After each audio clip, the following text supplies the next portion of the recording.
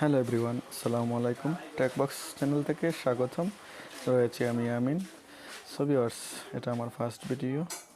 So video title দেখেই বুঝে নিয়েছেন যে আজকে কী নিয়ে ভিডিও হচ্ছে। সো দেরি না করে চলুন দেখা যাক কী করে মোবাইল দিয়ে ভিডিও থাম্বনেল তৈরি করবেন। সো ভিউয়ার্স, প্রথমেই আপনি আপনার ফোনে PixelLab অ্যাপসটি ডাউনলোড করে নেবেন। তো PixelLab অ্যাপটি আপনি গুগল প্লে স্টোরে পেয়ে যাবেন, সেখান থেকে ইনস্টল করে ওপেন করে দেবেন। সো আমার কাছে PixelLab ডাউনলোড করা আছে, তাই আমি PixelLab-এ ক্লিক করে PixelLab ওপেন করে দিচ্ছি। সো PixelLab ওপেন করার পরে এরকম একটা ইন্টারফেস চলে আসবে। সো সেখানে একটা টেক্সট বার আসবে, সেখানে নিউ টেক্সটে ক্লিক করে ডিলিট করে দেবেন, ডিলিটের চাপ দিয়ে ওকে করে দেবেন। সো ভিউয়ার্স, প্রথমেই খেয়াল রাখতে হবে আপনাকে যেটা আপনি তৈরি করবেন সেটার সাইজ দিতে হবে। সো আমি এখানে ইউটিউব থাম্বনেল তৈরি করব। সো আপনাকে থ্রি ডটে ক্লিক করে ইমেজ সাইজে ক্লিক করে আপনি কাস্টম থেকে ইউটিউব থাম্বনেল ক্লিক করে ওকে করে দেবেন। ভিউয়ার্স, প্রথমেই আপনি আপনার কাঙ্ক্ষিত ব্যাকগ্রাউন্ডটা নিয়ে নেবেন। সো ব্যাকগ্রাউন্ড থেকে নেবেন সেটা আপনি হয়তো আপনার গ্যালারি থেকে বা আপনার গুগল থেকে ডাউনলোড করে নিতে পারেন।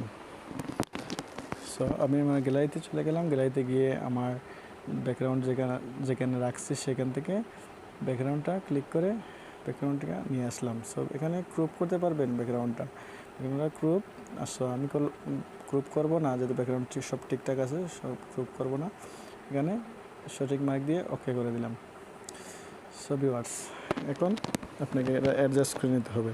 সো অ্যাডজাস্ট করে এই গোল আইকনটা চেপে ধরে টেনে বড় করে নেবেন।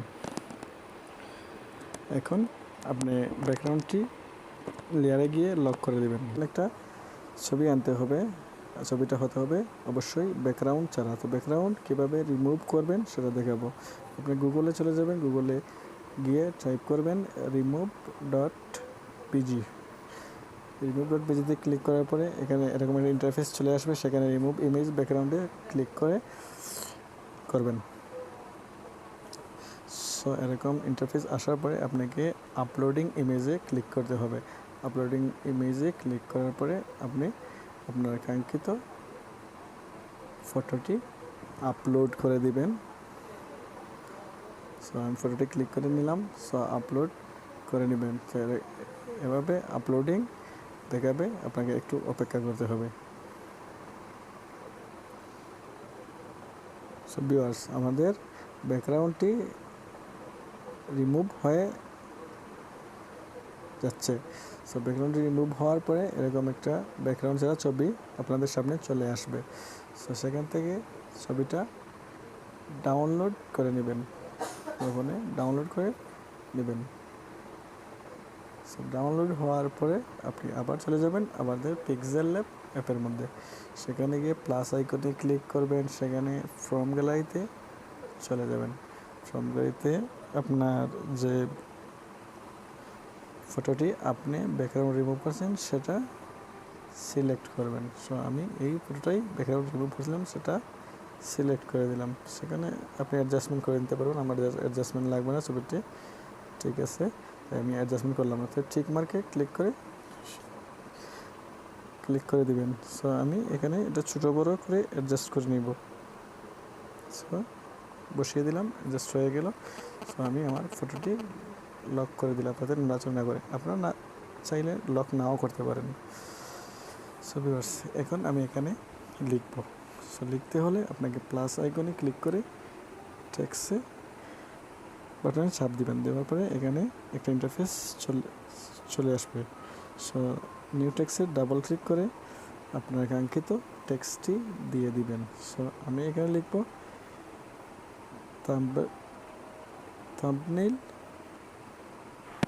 থাম্বনেল লিখে ওকে দিয়ে এখানে নিয়ে আসলাম।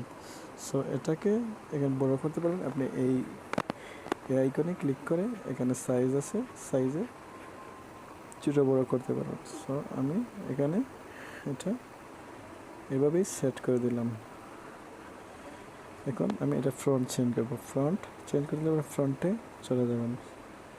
সো মাই ফ্রন্টে ক্লিক করে আমি ফ্রন্ট এইটা আমার মন মতো ফ্রন্ট দিয়ে দিলাম। আপনারা চাইলে এখানে ফ্রন্ট আরও আছে, যেটা ইচ্ছা সেটা দিতে পারেন।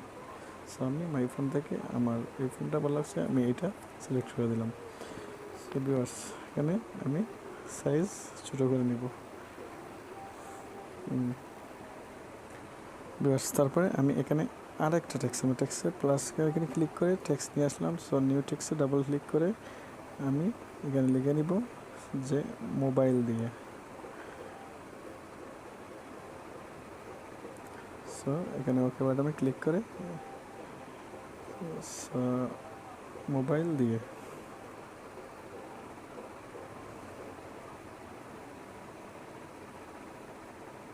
বাটনে ক্লিক করে নিলাম। সো এখানে আমি এই টেক্সটটি বড় করে নিব। সো এখানে চলে যাব এই আইকনে, তারপরে সাইজের মধ্যে ক্লিক করে এখানে আমি সাইজটা একটু বাড়িয়ে নিব। সো ভিউয়ার্স এখানে টিক মার্ক, ঠিক রাইট চিহ্ন দিয়ে দিলাম। সো তারপরে আপনি যেটা করবেন, আমি এটা ফ্রন্ট চেঞ্জ করবো। সো মাই ফ্রন্টে আমি ফ্রন্ট ডাউনলোড করে নিয়েছি, সেখান থেকে ফ্রন্ট দিয়ে দেবো। আপনারা আপনার মন মতো ফ্রন্ট দিয়ে দিতে পারেন। আমি এইটা দিব। সো দেখুন ভিউয়ার্স আমি কিন্তু সাইজ দিয়ে দিলাম, দেওয়ার পরে বড় করে নিলাম। সো ভিউয়ার্স আমি এই যে থাম্বনেইল ছিলাম, থাম্বনেইলের উপরে ক্লিক করে আমি এটার কালার চেঞ্জ করব। সো কালার চেঞ্জ করতে আপনি কালারে চলে যাবেন। এখান থেকে আমি কালারটা ইউলো করে দেব। এখানে আপনার কালার মন মতো দিয়ে দিতে পারেন। আমার ইউলোটা ভালো লাগছে, তো আমি ইউলোটাই দিয়ে দিলাম। সো এটাতে আমি স্ট্রোক দিব যাতে লেখাটা আকর্ষণীয় দেখায়।